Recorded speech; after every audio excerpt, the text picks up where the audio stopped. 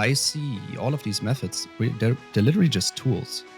And what means just? They're like epic tools and they're important, but the goal shouldn't be to dig into other people's shit or like talk about your parents or something like that. Or like lay on a mat and fucking scream and kick and whatever. Like these are not the end goals. The end goals are fucking tranquility, right? Like feeling good about yourself, being a net benefit to the people around you. I think that's the problem with many people who are looped in their healing fantasy, let's call it that way, that first of all, they're looping around themselves. Like there's like, especially when you look at Instagram therapy and things like this, it's very self-centered and like borderline narcissistic. And I'm like, the most joy I get from being in this life so far is seeing the people around me shine. Welcome to the Spiritual Bypassers podcast. Today we're going to introduce Finn. Finn is the fourth part of the ERA team. He's leading ERA Infinity. He's one of the most skilled therapists that I know. He's one of the coolest, most interesting people that I know. We're going to get to know Finn today. We've talked about synchronicities. We talked about healing loops. We talked about what you can do in order to exit healing loops and how to become a more whole person. And we talked about our new training, which is the Emotional Release Academy Level 1 training. The next cohort will start beginning of 2026. So if you're keen on joining that, check out our website. It's in the show notes, and keep listening until the end because we have some information about that for you. So enjoy the episode.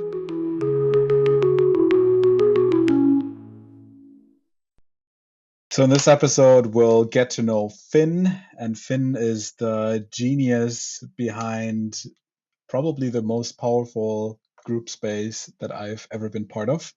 Few of you may already know what I'm talking about. I'm talking about the Red Room, which is part of our Emotional Release Academy.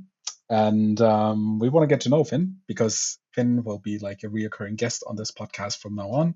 He's one of my best friends. He's one of the most tuned in, I would just say overall spiritually, psychologically advanced people that I know. I'll just go ahead and give you a few compliments. So he's had like also the most extensive amount of training in this field that I know like anyone in my surroundings has. He has hosted hundreds of family constellation seminars and has trained students at universities and has like helped various institutes and as a teacher. And he's funny. He's attractive. And he's a good conversational partner. So we're really happy to have Finn on board.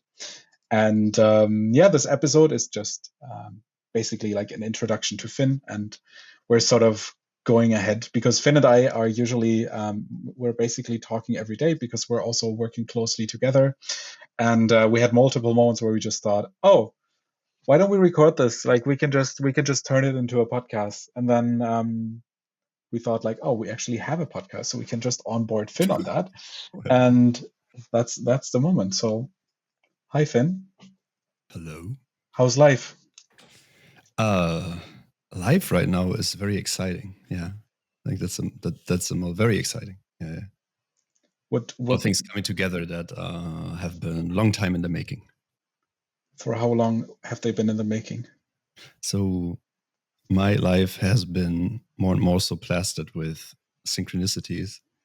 And by the way, if you don't believe in synchronicities, you have no fucking idea about life. Because if you like, the people are able to not notice synchronicities is wild to me. And what is as wild to me is that people literally are able to rationalize them just with the cognitive bias argument, which is like, man, my cognitive bias gets stronger and stronger the more I pay attention. And I actually think that synchronicities, so basically, like weird coincidences and things that just happen at the right time and symbols reappearing and whatever. I think that's actually an indicator of that you're going the right way. I almost think of this as I'm actually not very esoteric. So I come right out of the gate with some telepathy shit. But what I'm trying to say is, I'm not very esoteric, but if you pay attention, there's just I think reality is much more malleable than we think, because I think we are all hypnotized into a technically speaking, materialistic worldview, right? Like a physics-based, science-based, spiral dynamics orange, like whatever current science measures is reality, and everything else is kind of like, it's kind of all the same, but it's all fantasy, right? And it's kind of retarded because to equate, I don't know, like some really wacky theory that doesn't hold up versus just things that like a lot of people who spend a lot of time thinking about and observing all come to the same conclusion. Like, see, for example, Buddhism, right? It's literally an experiment that you can, I was saying, go down a rabbit hole. Just I do as I speak right now. Maybe you can help me, because I tend to go on these rants. It was funny when you said I'm a very good conversationalist, because I'm very good at monologues. Yeah, maybe you can. We'll turn you into that. You actually asked me what is exciting, and so then I went on a whole rant about synchronicities, which we could talk about if you wanted, but I have a few mental notes on that already, but so you go ahead.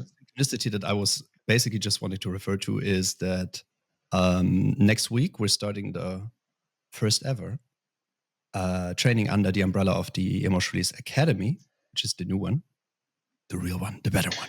If you're listening right now, you're listening to the past. So this episode is probably released a few weeks after the official launch. Yeah, it's the 10th of July right now.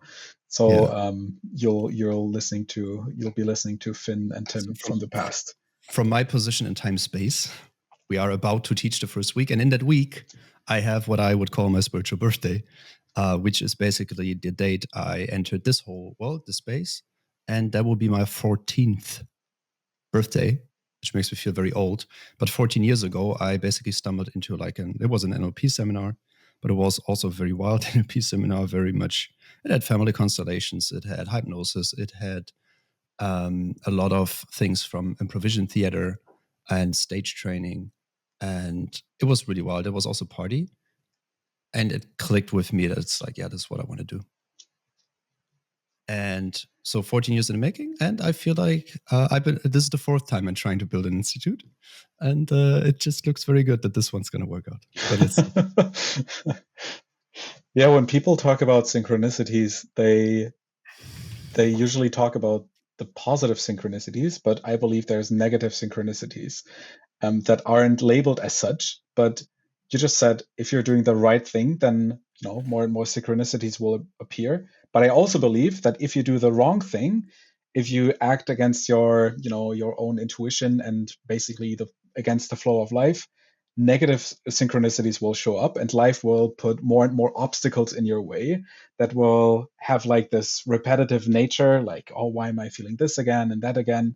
And these are also coincidences that are like, that go beyond being a mere coincidence. Sometimes the misery can also just be too perfect. Okay, I have a question on that, because I mean, absolutely, we're manifesting both sides, right?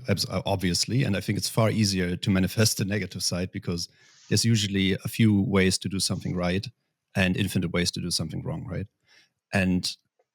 But do you think, because I'm not so sure about this, I tend towards a no. Do you think they also happen in this like rhythmic pattern of like, I mean, definitely like they follow a pattern and there's endless repetition, but are they like linked to dates, to cycles, to, because I feel like that's literally only for the path that you want to have. You mean for the positive ones? I mean, I think I'm sort of making this up on the spot. There is no such thing as it's an interesting thing to talk about. I remember Viktor Frankl, who was the famous psychologist in Auschwitz, who said that some people that were like in these absolutely like terrible circumstances would have dreams about certain dates where like an angel in their dreams told them on this date you will be free, or for example on Christmas you will be free, or if it's the new year then we're going to be released, something like that. And then the date came and they all died because like all of their internal like all of their energy was projected on that date and on them being free on that exact date. Then it didn't happen. I mean, they were free, you could argue. Yeah. I mean, that's. I mean, they had an angel coming for them. That sounds kind of like what happened, no? Yeah, I mean, that's also like, and it's controversial to say that as us, having not being in the situation, but that's actually what Viktor Frankl found out, that even in these circumstances, people are free. And what I was pointing at was that a negative synchronicity would be they were all like dying in the exact same week that date came and they weren't released. But I agree with you that usually synchronicities have more, they have an order to them, whereas the negative stuff that I just talked about, it's more causality. You can easier pinpoint, like that happened because that and that happened before.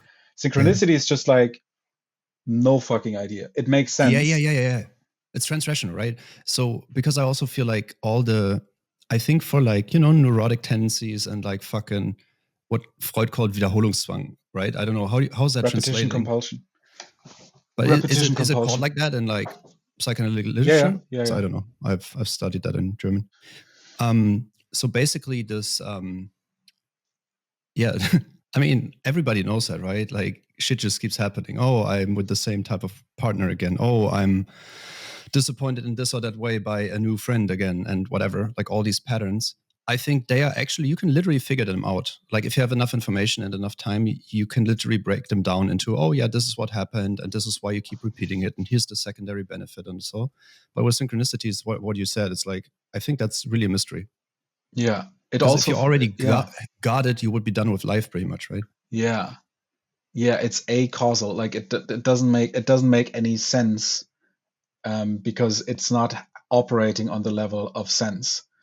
And it synchronicities also just feel like they have this energy of a gift, where it's like, oh yeah, thank you. It's like a pat on the shoulder, like God is giving you a pat on the shoulder, and it's like, yeah, good job, bro. Like, go ahead, you're going. You get a lot of random ones too. I get so many random ones that are almost like God is cracking a joke or something. Yeah, I tend to have like a spike in synchronicities whenever I have a breakthrough. Yeah. And usually the synchronicity for me is helping me and alleviating certain patterns. Like usually things fall into place where I already set the ground for things to be so. So for example, I made a good decision, or I had like an epiphany about me. And then there's like this domino effect where more good things start to happen, and then like almost at the climax of that, something happens that is hard to explain rationally. For example, I had this whole topic like about procrastinating things, and then I was working on that and reading about it and things like this, and I dismantled the projection, reclaimed it, and then like in the hour I actually sent, or I think we were even on the phone or something, or I texted you, Finn, probably were saying like, oh, I just had a breakthrough with that. And in that moment, like there were two things that I was procrastinating. And in that moment, one of the like two people that I procrastinated with called me and basically said, Tim, like, it's all good. Just, send the money. No problem. And I was like, okay, cool. And I can feel it by it's a certain type of energy of attunement that is mysterious to me, like a transpersonal state that I enter, almost like a dreamlike state, where I feel like I become a magnet to these things, and it's very much mysterious to me and beautiful, and the result of spiritual and I would say also psychological like alignment and practice. I am mostly interested in terms of my work, because I feel like I kind of get therapy, like I know how to get people from A to B, also in various contexts, just due to experience and on inner work. But I'm very interested in this. I used to call this with like a very important like protege I had along the way. I keep mentioning him to you, Tim, a lot. Is Oscar, now Oscar Salomon. He's actually also a trainer and stuff. And we used to call this reality hacking. So basically, so for example, there's a common description of Steve Jobs, and people say he could bend reality. And what they meant is he could be of one opinion that basically nobody in the room agrees with. And 20 minutes later, everybody agrees with it, but like from the heart. So like basically like a level of authority and charisma that like his conviction into what he thought was right. And also, by the way, I mean, see his legacy. I mean, he was kind of right a lot, right? Was so strong that he could basically, it's almost like I've noticed situations. Okay. So I did a lot of meditation, right? And I did a bunch of psychedelics. And I sometimes felt some changes were so profound that maybe, I don't know what to say this. I don't know if this is understandable. I'm going to say it anyway. That you rewrite the past. So basically, I mean, you would never know, right? So if you could interact with reality in a way where you also change the past, well, you would never know because you only remember whatever past you're in. So think of like multiple timelines, and you're literally switching timelines. So that was a thing. That was like a ayahuasca type of thought. Because it just basically happened to me within a session, and that would explain why you can literally really bend time and space. So if you pay attention throughout your life, some things seem to take forever, and some things seem to be like they're in absolutely no time. And it's often also inverse correlate. Like something seems to take forever, you let it go at some point, and then suddenly everything shifts. And like some of these shifts are actually so profound that you almost don't notice them because you become that new person so quickly. I mean, in a year from now, you, Tim, will not be able to imagine a life where you haven't been like leading an institute and being renowned as a teacher and whatever, because like life had this planned out for you. And basically all you had to do is just get out of the way. I mean, it's kind of like you did a lot of, I mean, I literally, in Tim's case, I know all the stuff he had to do, which is a lot, but they end up and then suddenly it's overnight, you know what I mean? There's a thing where like an overnight success takes 10 years. And you don't. I love what you're saying. I think I have 2 points that I want to comment on. The first is you don't. The thing that for example, I was wishing for to be in a position where I am right now for a long time, and you would think that there is this like huge relief moment of I made it, and yes, like this conscious celebration. But to me, it more feels like it feels like breathing. It feels so normal that I sometimes have to remind myself of all the good things that are happening now because they're so natural to me. And I love what you're saying about changing the past, because I think that's literally true. I think I know, and you can, like everyone who's listening, and you can check that for yourself, because the past is only happening in the present. The past is only a fantasy. The past it doesn't exist, but it exists psychologically, and only psychologically. And it's almost like an archetype, and people treat it as if the past existed, but it doesn't. But it exists as a mental image, and that we can actually modify. That doesn't mean that we can change, like, and this is let me know if you think about it this way, because I think you cannot and you shouldn't change the things that literally happened. Like if something bad happened to you in the past and you got hurt, or like some trauma happened to you in the past, I don't think the new age solution of overwriting that works. But I think you can change your relationship and your response to these events that happened in the past. And there's a sentence by Carl Rogers. It's debated whether he said it or not, but he supposedly said it's never too late to have a fulfilled childhood. And that is true. Him, but yeah, that is true because childhood is a concept that we are experiencing in the here and now. Childhood as an adult is not a thing. It's like a concept that you can relate to in the here and now, and that's why you can change it.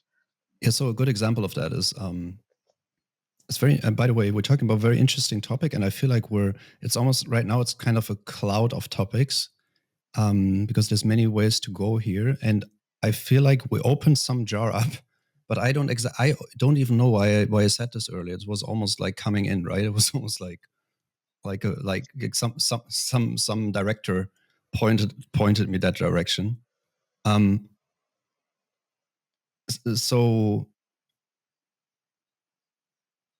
what I like as a very good example of how your past and your own life history is completely constructed in the moment, in the here and now, is that if you ask people to describe in detail core events in their childhood every 10 years, and there's studies on this, right?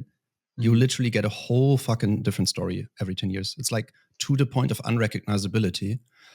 And that makes a lot of sense too. I mean, I would also describe my, and I mean, you notice it much more when you get older, right? Because you change more and more. And then I mean, we don't have so many 10-year samples, right? But even those, like take 5-year samples, right? The whole emotional tone and what you select and so on and so on. I mean, one of the reasons why people always say the past was better is, well, you have a selection bias that's healthy, which is you tend to focus on the positive ones because it is painful to think of the painful ones. And that's also a problem when people do too much therapy. I mean, I don't know if it's too much therapy or maybe they just so my earlier mentioned protege, he would always say Therapeuten sind Kotwühler. Which I have no, you tell me how to translate that. Therapists are people who dig in the shit. Yeah, it's like therapists are people who get off of digging into the sewage or something like that, right? Like some of them are just obsessed, and I think there's actually like a voyeuristic, there's a kink aspect of that. I think psychoanalysis is very clearly full of that. I mean, which also made them good at digging up shit, right? Pretty good at it. But it's almost like a fetishized thing where they're like, get off of the, you suffered and blah, blah, blah. There's kind of a weird undertone there.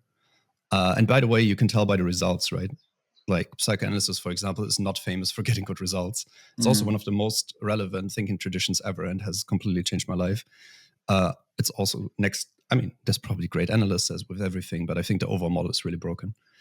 I think that's where we overlap also in our thinking, because I also believe that most of the people who are interested in psychospiritual topics create additional problems to the problems they have anyways through educating themselves in the way they do. I think this is, by the way, super important point that you're making. Like, you can clip this. Yeah. Thinking about a problem usually, and this is because Finn and I come from systemic therapy and like solution focused therapy and all of these things, and we know by that thinking about a problem or trying to solve a problem in the same room that the problem was created in leads to more problems. And this is usually the case when you start like educating yourself around therapy and somatics and all of these things. You get really fluent in the language of your pathology, and then all of a sudden all you see is your pathology, and you see yourself through the lens of pathology. And what I find more and more interesting, also the more I quote unquote heal and I get back to myself and I enjoy like sitting around in nature and doing nothing actually, it's like I'm not so interested anymore in learning about what childhood trauma I have, blah blah blah. I'm more interested in how can I live a fulfilled life. I feel like it's really important to know that there is a point in the healing journey where you have actualized yourself to a level where the basic needs, where the basic traumas and all of that are healed, and you can sort of let go of all that lingo. What's an indicator of that? Like, for example, I'm thinking, so for example, I know that you and I have very good relationships with our like families, like actual biological families nowadays. I don't know how your relationship was in the past. Mine was horrible. And if you look at people like where they are in their journey, that's really measurement. You know, there's this Ram Dass quote, which I like a lot, is if you think you're enlightened, go spend a weekend with your family. Yeah. And that is, to me, honest, it's so on point because people can't do it. I mean, it's literally, first of all, they don't go there freely. They go there because they think they have some obligation, and then they bitch and whine like they're like 5 again. And so does everybody else. And that's kind of a really good indicator, because at that point, I mean, if you think about it, you project your primary relationships on all others. That also means all other relationships in your life, all of them, will have the same basic taste, quality, root. And well, if that's taken care of, I mean, you kind of get to more interesting problems than like trauma is not that interesting. Yeah, I love that. And it's I'm like my mind is censoring me right now. It's like, yeah, but we're building this academy and it's for people who are interested in trauma. It's like, yeah. But I'm saying this from a position of like literally knowing a fuck ton about trauma, both personally in my history and also with like the overall topic and methods and techniques. But the thing is, I see all of these methods, they're literally just tools. And I mean, what means just? They're like epic tools and they're important, but the goal shouldn't be to dig into other people's shit or like talk about your parents or something like that. Or like lay on the mat and fucking scream and kick and whatever. Like these are not the end goals. The end goals are fucking tranquility, right? Like feeling good about yourself, being a net benefit to the people around you.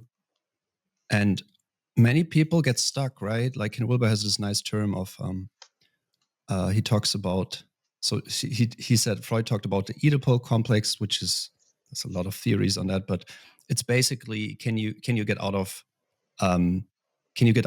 being overly bonded with your mother?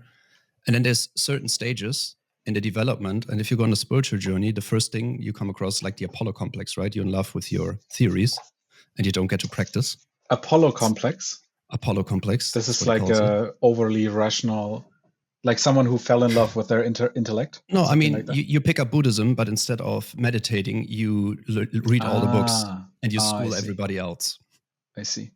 Which is part of the practice, which can be part of the practice, but like, that's what he said. It's an addiction because the mind is just very satisfied with all these theories, right? I mean, you meet a lot of these guys, like also in therapy, that like know everything and they can't even fucking have a conflict, right?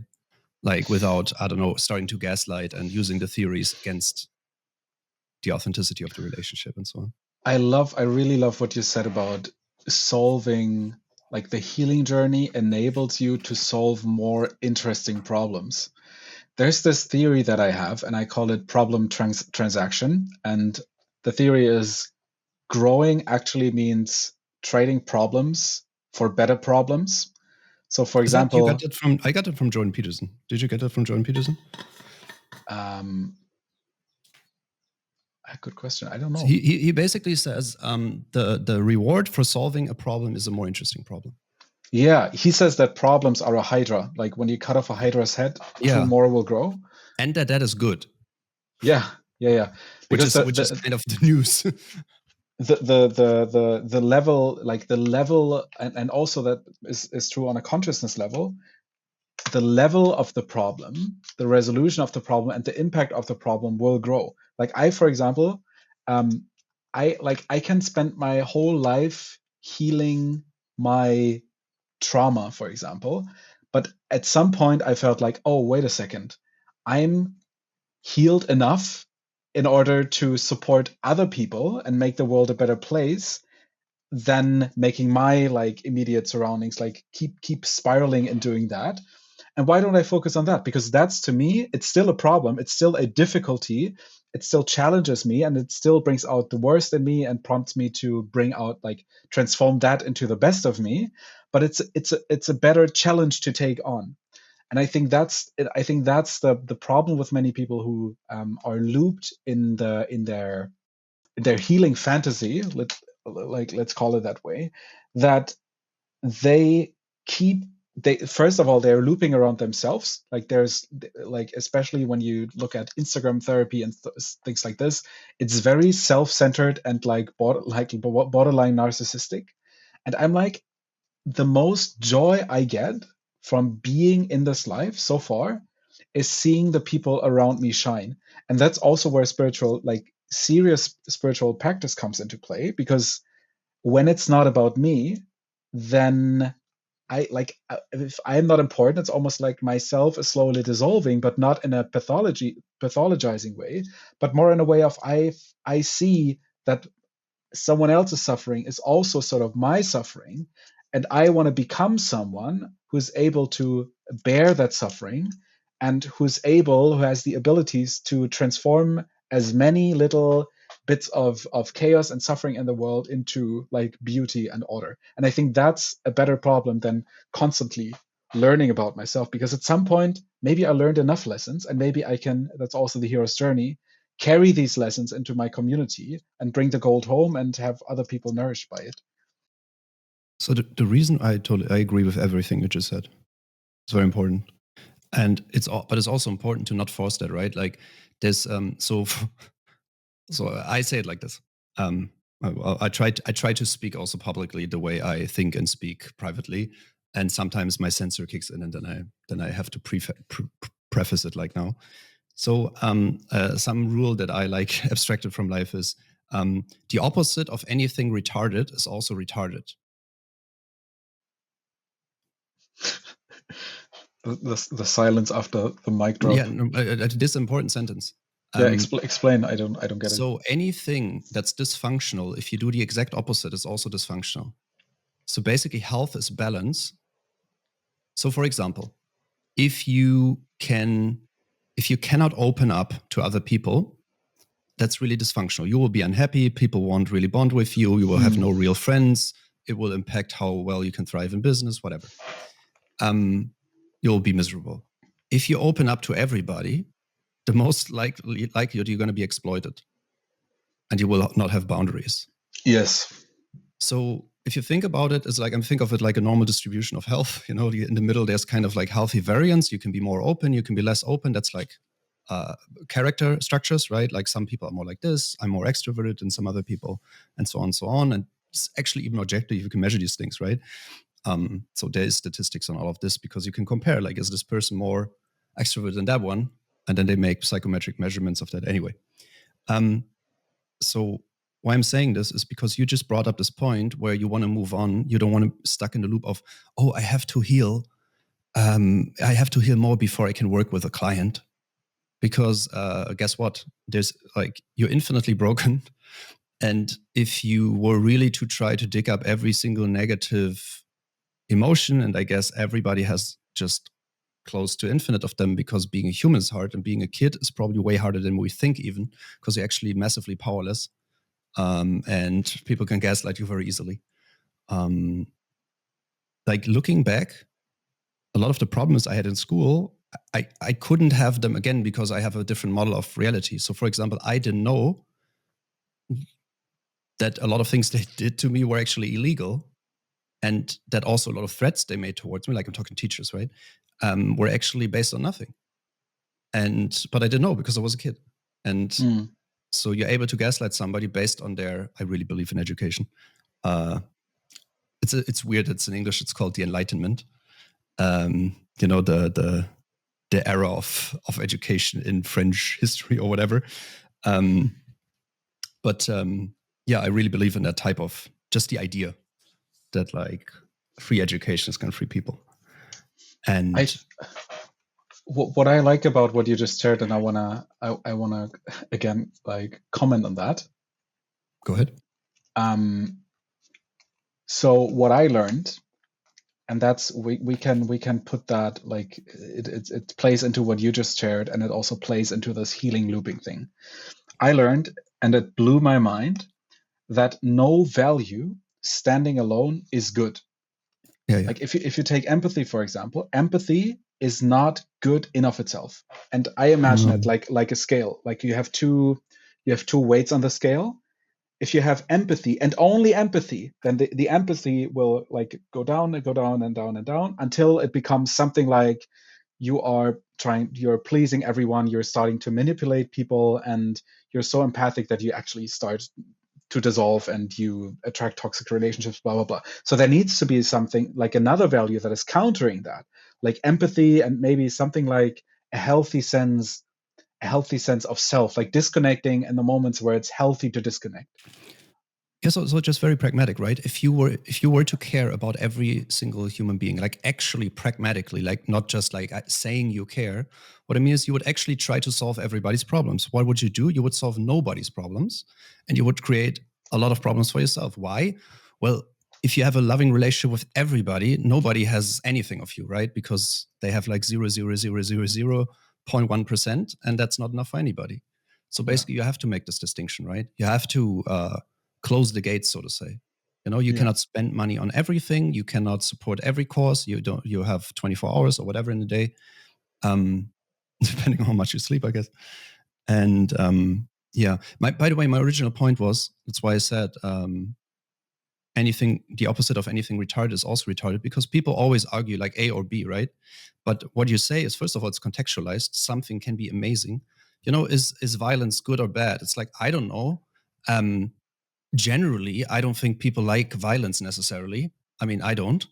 But if you completely rid yourself of violence, well, you cannot even defend your fucking children, right? I mean, you can't do anything. You're literally the bitch of everybody who is able to do that. And like, is war good or bad? I don't know. It's rather bad. I mean, we can all agree on that. But like, am I happy that the Allied forces took over Germany when like Hitler was about to take over, and I would have grown up in a fucking fascist world state? I'm pretty fucking happy about that. Does it make war good? I don't know. It doesn't make war good in general. It might make it necessary, right? Yeah. And I think that's so much lacking in, look, people trade in their neurotic tendencies, their like biases in their worldview. They just trade it to another level. So people feel locked into everyday society and jobs and making money and whatever. So they become part of this like spiritual scene. They start to wear different clothes. They like start to say different words and hang out with different people. And suddenly they have like long hair and weird. Not looking at no, me. you had long hair. That's not a good example. You come from like music. Come from the streets. It's just a different subculture altogether. Yeah, sure. And that's also right. Like, I don't find your hair cringe. so hair is the worst example. I think long hair in men looks actually good, but wearing beige. Wearing beige clothes, and like everything has to look like you bought it on your trip to Thailand and whatever. Everything's a ceremony all of a sudden. Yeah. You have to mention how often you've been in Bali on the side and so on and so on. Yeah. Nothing can be done without pounding your chest and breathing deeply. And to me, none of that is in itself good or bad. By the way, and anything that like, dude, if it works for you, just go ahead. Like, I'm talking to everybody, right? Whatever fucking works for you, I literally don't care. Like, I shouldn't care. It's very invasive to tell people what to do or not to do. I know it's a phase, but what I'm trying to do is, what I'm trying to say is, you come from one prison and then people trade it for a new prison. They now have to be vegan. They now have to annoy everybody about their consumption. They now have to buy a fair trade. And when you're in it, you're like, yeah, but that's all better. It's like, yes, but do you get to choose ? Because I can tell you one thing. If you were actually freely deciding to be a vegan, you would the fuck not annoy other people about it. And I've met people who, out of their own conviction, chose to do that. And you notice that they are fine with it because they don't have to fucking shove their tofu sandwich down your throat, right? And be annoying and nasty and feed you guilt and whatever strategies you could do, because all you are doing, if you're doing that, is basically you're taking your trauma, you're taking your traumatic response, and you're acting it out as a form of violence towards other people. And how do you know? Is because they feel shit around you and people don't want to hang out with you. So we just said that basically the past is constructed in the here and now. And I would say what you just described is variations of the past projecting itself onto the present. Like you could, or the past creating a prison. For example, in the past, you could have made like a certain traumatic experience, whatever, and you create a prison out of that in your work context, for example. Like you become this type A personality, and then all of a sudden you think like, oh no, I've heard of these like spiritual, I don't know. I pass this podcast.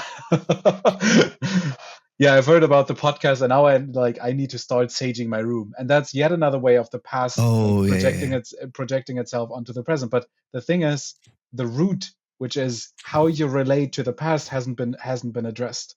And also that's true for the healing, because if you're in that healing loop and healing becomes a compulsion, and you chase like one retreat after another, and you read like tons of self-help book, not out of interest, because you have like this not inner that Tim and I did that for many years, right? Deep, like, yeah, I mean, I'm reading 4 books at the time, but I don't have that lack within me. where it feels like I need to do this, otherwise I'm not good. And to me, like talking about this, I'm always, mindful of people also listening with like intense chronic pain. If anyone listens to this and it's like, oh, I'm on my healing journey, am I like, do you mean me? Like, should I stop being on my healing? Like, don't stop. This is not the point. The point is to notice, to develop as much of a relationship as you can towards your patterns, and to distance yourself from what you think and what you think you are and what you think you should do. And then reflect. Like, are you stressing yourself more through healing? Are you re-traumatizing yourself through healing? Or is it actually getting better? There's also a good that's a good example for when I say, I keep saying this because I really like this, the opposite of anything retarded is retarded. So if you think, oh, I'm doing this wrong, and now you do the opposite, I can guarantee you it's going to be retarded. So if you stop healing, I mean, nobody's going to do that anyway. But if you were to take away from this, oh, I should stop healing, there's actually a funny picture where like, I couldn't find this. I want to bring this up. I really liked it. There's like an enlightened teacher on a mountain. It's like a cartoon, right? So there's an enlightened Buddhist teacher on the top of a mountain, and you have these spiritual practitioners climbing up with like, free climbing up the mountain. And then then they say, how do I get up there, master? And he just says, all you have to do is stop climbing. And from his perspective, that's absolutely correct, because he's on top of the mountain. If he kept climbing, he would be looping forever, searching something that doesn't exist. For them, it would mean death. Right? So there's a time and space for everything. And then, much more important, we always look, a person who's stressed, and if you're stressed about your healing journey because you're suffering chronic pain, first of all, I fucking feel you, because that's been half of my fucking life. And by the way, I was thinking earlier when you said, you think you reach this and then it feels so amazing, but it just feels normal. It's like, you know how not having chronic pain feels? You fucking don't notice it because you don't have pain. Like when you mention chronic pain, I realize, oh, I don't have pain right now. But that's actually very normal. It's just not normal for you because you, unfortunately, somatized your symptoms in a particularly uncomfortable way. That being said, I mean, there's levels to pain, so I don't want to speak for it, but yeah, no, there's levels of excruciating pain. I had clients where I was going to say, no, I shouldn't say it. You shouldn't, I don't believe in saying this or that is worse or better, because I think it's highly subjective. A sentence that I also liked is, anybody's worst day in their life is the worst day in their life. So if you have really like nice, easy life, and then, I don't know, you grew up pampered and like with narcissistic parents who tell you that you're the greatest thing ever only, which is the retarded inversion of nasty parents, right? Well, maybe just somebody not liking something you created is the worst day of your life, right? But maybe that is actually excruciating suffering, right? Who knows? I assume that when people say they're like in deep pain, that they're just in deep pain, because why wouldn't you? So if you're listening now and you think, oh, I should stop being on my healing journey, that's not what we're trying to convey. No, you should do it right. Exactly. Like what we want to point at is that if you notice something is not working in your life, usually what people do is going to the other extreme and repeating the same stuff, just in a different language or in a different room. So we also, Finn and I talk a lot about, like, that's another like heady systemic concept. There's different orders to solution, and that would be a first order solution. Would be like, I have a problem, so I need to solve the problem, and usually what that does is the solution just transfers the problem to a different area of your life. And the second order would be, you ask yourself, how is this pattern that I experience, like my compulsion to heal, for example, in your case, or whatever you're trying to heal, how is this held upright and held alive? Like, what belief systems are behind that? What do you think is true? Like, basically, who is experiencing that? You're going more on you're going one level higher, like in the abstraction. You're zooming out a bit more. A good example of that, because I mean, we taught a lot of students over many years. So what they all have at some point, like a very common pattern, is people And again, there is the other extreme where people go to a weekend seminar and then they think they know everything and then they fuck up clients, right? But I haven't seen that a lot. Like, I remember like a few cases, but what I did experience a lot is people never going out and never actually having clients, because, and then they argue, well, I need to heal more. And I mean, again, if that healing thing can be infinite, you will always find something. And specifically, you're going to think you need to solve things because you're going to feel like shit for as long as you don't follow your passion and your journey, right? If you feel drawn to being a therapist, being a practitioner, practicing emotional release or whatnot, whatever it is that draws you in, and you're not going for it out of fear, out of whatever, not wanting to disappoint somebody that you want to impress, whatever it is for you, well, you're going to feel like shit. Now you feel like shit. So you think, oh, I feel like shit. So this is the reason I need to work more. And then also that's going to solve my second problem, which is I don't feel ready to work with people. Guess what? You might stop feeling like shit once you have the courage to actually go out there, to maybe have your first paid clients. Maybe you will feel proud of yourself. Maybe you will not have all this negative emotion. And then suddenly you look at your past and then it's like, oh, maybe my past isn't nearly as fucking traumatized as I thought. And by the way, you will also probably work with people who just, I mean, again, I don't know how to judge suffering, but I have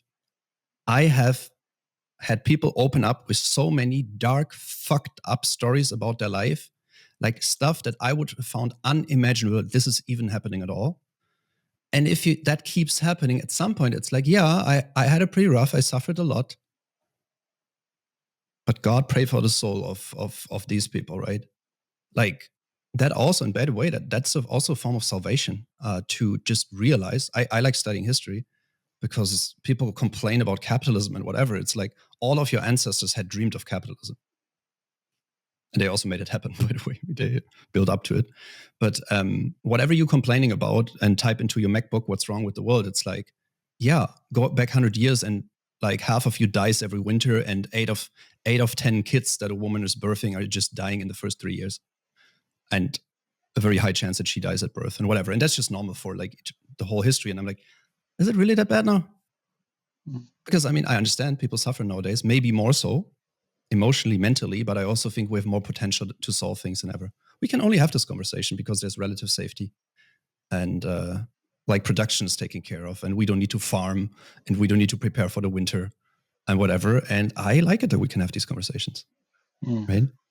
So what I'm trying to say is, what you judge to even be your goal, what you should do, might be completely distorted by your current situation. And then you're going for the wrong goal. So that's also what you said. Like, it's a first order problem. So maybe you say, oh, I'm not making enough money with this healing practice. And then I need more business coaching. I need more this, that. I need to do marketing. I need to do, and honestly, you know how you could tell that's bullshit? Because every fiber in yourself hates the idea of having to do that. And guess what? Whatever in you is reacting like that actually has a sense of reality. Because if that was the case, that would, you know, I always had the assumption that like something that could create this universe wouldn't be an asshole overall, right? Would maybe have an overall plan. So, because I know that as long as people force themselves into the role of the marketeer, the influencer, whatever they never wanted to be because they want to practice, well, whatever they do out of that energy is not solving the problem. It just creates more stress, right? And even if it works, even if you get people that way, I don't see it so much, but even if you get clients that way, you're gonna be subtly hating your job and not being a good therapist. So kind of like die Katze beißt sich selbst in den Schwanz. The cat is biting its tail. Is that a thing in English? Do people say it? I think it is. Yeah.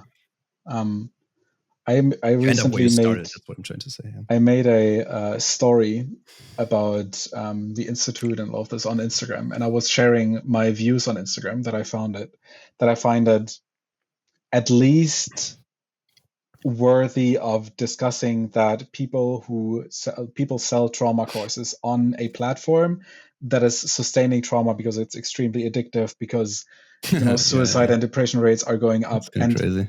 The thing is, I sort of said I hate this app. Like, let's be, it's terrible, and it's sort of, it has good aspects at the same time, but it's terrible. People sign up, so if the more you sign up, the less he will hate this app. So Yeah. You'll make friends with it if it works. And the thing is that so many people were actually agreeing with me, like people that I didn't even. I was like, wait a second, could it That's be? Stockholm syndrome. Could it Social be media has that? Stockholm syndrome on scale. Yeah. Could it be that almost everyone has a part in themselves that Sure. sort of hates, despises social media and Instagram? Yeah. And then you think about it. Like let's say people have that part, like just a time, maybe like 10%, like maybe 90% find it okay, whatever. But there's 10%. You spend 4 hours a day on Instagram. Really? Oh my God. That means like let's or you have 4 hours of screen time where you do like useless Yeah. things. No, I'm not. I don't know. That's 28 hours per week. That's 4 days, more than 4 days per month, which is one work week per month. You're solely spending on your phone. And you're doing that while you have this part in the background running. I don't want to do this. I fucking hate you for doing Oh it, yeah, blah, good blah, blah. point. And then you're a That's coach. chronic subtle stress. That's the stuff that makes you. Yes, and then you're even hearing from business coaches on the app that you despise that you should do more stuff on the app that you absolutely hate in order to get clients in.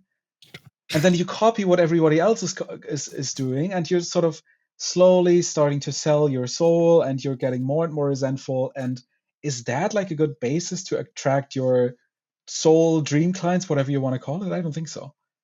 And that's what I mean. Like it's, I think, and you know, I'm interested. What is the solution to that? The solution to that, like in and I think I can at this point I can make a general statement about that. I think that the degree to which you're able to relate what's going on within you, that means the degree to which you're able to unblend from your behavior patterns and from the drives that run these patterns, basically the more you can return to yourself and the more you actually can see things from this meta position, from a certain detached position, the more you will be able to actually make a difference. Because I think we're constantly driven by either archetypes or like parts unconsciously, and it's just a matter of being aware when a destructive part or archetype is at play and dismantling that. And if there's even 10% in that, 10% in you that hates what you're doing right now, you should pay attention to that. And you can only do that if you learn to detach from your feelings, from your thoughts, and you start to reflect. And by reflecting means you're seeing your reflection in the mirror of your behavior and the consequences, and you're starting to see yourself in that. So 2 thoughts on that. I find it very funny that people universally complain about Instagram and complain about that I'm not on Instagram. It's like, how dare you not see the messages I sent you? It's like, did you notice that I like literally never use this app? And I'm not even in the, I'm better. I binge YouTube and Spotify, and like I have no issue with media if it rolls your boat. I mean, if you love anything, I literally don't care what it is. So I just find it bizarre. It's like, I call it Stockholm syndrome, right? Like falling in love with the one that captures you because it's the only relationship you have. You know, people have that with their parents, their teachers, whatever, often their partners. So something that I'm very unhappy about the whole time, first of all, that I have to weirdly sit upright because my microphone arm is broken, and it puts me in a weird state of mind because this is a weird stick up your ass. Yeah, I know that it also like makes my conversational style less laid back, because I'm in a position of like ready to go, you know, I'm leaning forward towards anyway, I need to fix this. You need to heal this. I need to do some mom topic therapy about the whatever. Yeah. So what I think what we're trying to say. So the part that is unhappy is just we're kind of all over the place, and I like piecing things together. But I'm also like, I have no idea what your audience is. I actually want to start with a question of what your podcast is about, because one thing that often also friends of mine, I have a lot of friends who do creative stuff and who like publish content or whatever. They're often sometimes appalled or beleidigt. How do you say that? How do you say beleidigt in English? I think appalled is the right word. Appalled. It's not exactly it, but yeah, they kind of appalled. Oh, why didn't you watch Insulted. Yeah, insulted, but like a child would. I think how do you say fucking beleidigt? That's so basic of a word. Let me look this up. By the way, I looked it up. Humans spend on average, this is wild, right? Not everybody even has internet, spend 2 hours and 8 to 9 minutes. 2 hours and 20 to 24 minutes on average on social media apps. And teenagers do it for 4.8 hours per day. Yeah, that's almost 5 hours, which is what? That's 1.5 days of the entire week. That's wild. And that's 1 entire week per month, which would be 56 weeks. No. Can you do that in your head? I did, but I got a calculator too early, I think. It's a lot. It's around 2 months, 2.5 months per year. Wow, the translation is literally offended or insulted, and I don't think that's the same word. Beleidigt is very different. Mm. It is the same, like it is very close, but beleidigt is more like a childish. Why did you do this to me? That's beleidigt. Otherwise, you would say, how would anyway? Overthinking this.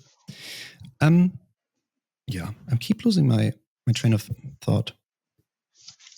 Oh, I wanted to know, what is your podcast about? I was saying a lot of, like, sometimes friends of mine who I know, a lot of like professionals who do content, they're like, why didn't you watch my 10 hours of YouTube content? It's like, because I fucking talk to you every day. It's like, and I don't even mean you, like Tim doesn't bitch around about it. But I mean, like, to me, to get a less natural version of somebody that I can talk to directly makes no sense. But that also means I literally have no idea what this podcast is about. I know that I love the title, and I can tell you exactly why, because I've done podcasting before, and I considered doing an English format. And one of the titles was Spiritual Bypassing with Finn. And I so nice. Fucking like, I was like, oh, that's so cool. It was just like a similar idea. I liked it a lot. And what's it about? I know you guys. We basically talk. And on Spiritual Bypassers, we basically do what we just did. It's open format, long form. It's an open format. Oftentimes we choose a topic and we talk about it, but oftentimes it's also just getting jumping on a train of thought and see where this leads us. And that's also why I think it's not necessarily all over the place. It's just a very fluid conversation style that is, I believe, benefiting for the listeners, because they get like little nuggets of wisdom that resonates with, that they can resonate with. Sometimes it's same thing. Sometimes, like, to a degree, it's beneficial to be fluid in the conversational process of a podcast, but there can be too much of it. Yeah, I feel it's too much, but I also know and you can be and you can be too rigid about it. Yeah. People tend towards rigid and fake, and I tend towards like seemingly unorganized. No, I mean, it is kind of unorganized and all over the place. Yeah. And there's a sweet spot which I always like to hit, but I'm trying too hard right now, so it doesn't happen. So. And if we're taking the metaphor, it's all over the place. It depends on the place. If the place is really cool, then being all over the place is maybe a good thing, because they get more of the place. Yeah, and I think that's also like look, when I talk to you, I don't think about this because I know that the conversation is forever. Like Tim and I sometimes talk, like I saw even like we started recording them on Zoom, just like even if we're on the phone, just have a Zoom thing. So we have transcripts and can kind of like look back at things. But then you also see the hours, and we didn't even record everything, but I went through my history and was like 4 hours, 6 hours, 8 hours, 2 hours, 1 hour, 8 hours. And I'm like, oh, I talk a lot to Tim. And to Finn. To Finn, yeah, I talk a lot to Finn that way too. Because Tim is not nearly as much as triggered as other people by my monologue thinking style, I would say. Yeah, anyway. So I think that's... I'm always thinking like, look, I feel like there's just a massive amount of gold I have in this brain. Just experiences that I had, stuff I learned, stuff that I was able to figure out for myself. And I'm thinking like, what's the most amount of gold I can hand over to whoever is your audience? Because I'm thinking like, I already like them because they listen to you guys and I like you guys. And I know there's lots of bullshit in the space. So I'm also happy that you guys are doing this. Yeah, what's my best move here? That's kind of... Your best move is being yourself and trusting that whatever we're creating Good is point. flowing in the exact right direction. And I think I want to True. end this episode with that, because this is I wouldn't call it work in progress, but we're sort of onboarding Finn onto this podcast now, and of course we try to have as little of a less of a persona as possible, but still, it's a closed format. It's not like we're talking for 4 hours. Maybe at some point we will just do that if we don't have a time restriction like today. But Yeah, can do it. it's all gonna sort itself out. And I'm actually curious about what you guys think listening right now, if like have any impulses, if some of the things that we talked about today struck a chord within you. And if it did, then you can leave a comment and we can engage in a discussion. We're very happy about feedback as well. You can subscribe to the channel, leave us a like, subscribe to the podcast if you're in Spotify, and follow the podcast. And yeah, I think with that, we're going to close the episode. And I'll are you guys pitching the course? Oh no, it's gonna come out too late, right? I'm going to leave the last words to you, and you can pitch the course, because at this point, we will start the next cohort in beginning of 2026. Dude, you're time traveling. I couldn't. That's fun. It makes complete sense. What you're doing is way above my cognitive capacity. Like time is a weird one for me, but makes sense. Yeah. So no, just what I wanted to say from my heart. I mean, I don't like pitches, but they kind of work. But also, I will try to make this as natural as possible. I have, over the last 14 years, taken a lot of courses, spent a fuck ton of money, had very good teachers, had no, not necessarily very bad teachers, but teachers I wouldn't invest my money in again into. And I know a lot of practitioners. And we are building this with people who I really, really trust, both as trainers, as humans, as practitioners. They practice on a high level. They have been able to financially sustain themselves doing this. A lot of people become teachers because they can't. And while that is smart, it's also kind of a scam, because then you're teaching somebody a craft that you don't even know if people can make money with it. And also giving the vast field of methods and so on, I feel like we build a curriculum that is, because emotional release itself as a methodology is already an integrated framework. It already includes a lot of things from psychological and psychosomatic practices, but I think we even widened the scope and put it in a very concrete step-by-step learning process. I mean, Ashley is just fantastic at it. I right now like everything about what we built, like the course and everything. You have a lot of time with us. You have a lot of you're being guided by a team who's just mostly motivated by love of the work, and really also the love for, like, I mean, humans sound always like, I can't save everybody, but I'm pretty good at this. I figured a lot of stuff out, so did the others. And we really care about you guys' learning process. And we focus heavily on also, it sounds like it contradicts what we said earlier. But again, it's always about balance, right? Most people do not take effectively care of their own stuff, so it seeps into their practice, right? Specifically, people who have the guts, so to say, the courage to start working with people early on. But also, if you're in the cycle of I have to fix myself forever and I have to buy more courses and do more therapy and blah, blah, blah, blah, well, you're also probably not proceeding because you're lacking the confidence and the trust that you also need to work with somebody. So I'm pretty sure I have no doubt about, like, the product, so to say, that what we're offering. And I can just encourage you, if you have been thinking about doing a training, to take our training, or at least, like, get to know us, look into it, ask questions, whatever.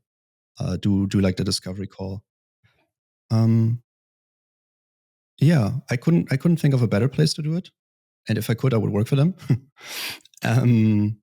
And I can just say for myself, I will support everybody to the best of my abilities that comes in there. And I have been doing that forever. If you ask anybody that has been trained by me, and that has worked with me, can do that. And I will ensure that that's also true for the others, which I think is also the natural tendency.